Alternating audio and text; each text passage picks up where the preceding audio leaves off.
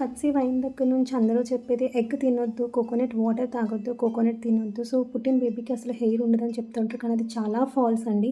So, నేనైతే everyday egg తీసుకునేదాన్ని. Even 2 egg whites తీసుకున్న డేస్ కూడా ఉన్నాయి.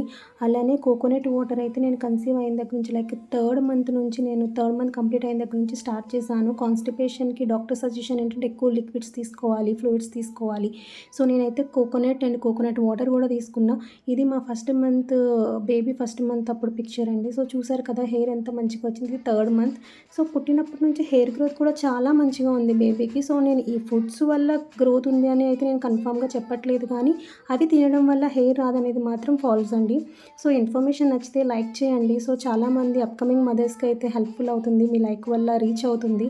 And so, me friends and family pregnant లేడీస్‌కి అయితే ఇన్ఫర్మేషన్ షేర్ చేసేయండి. అలానే మన ఛానల్ ఇప్పటివరకు సబ్స్క్రైబ్ చేసుకోకపోతే సబ్స్క్రైబ్ చేసుకోండి.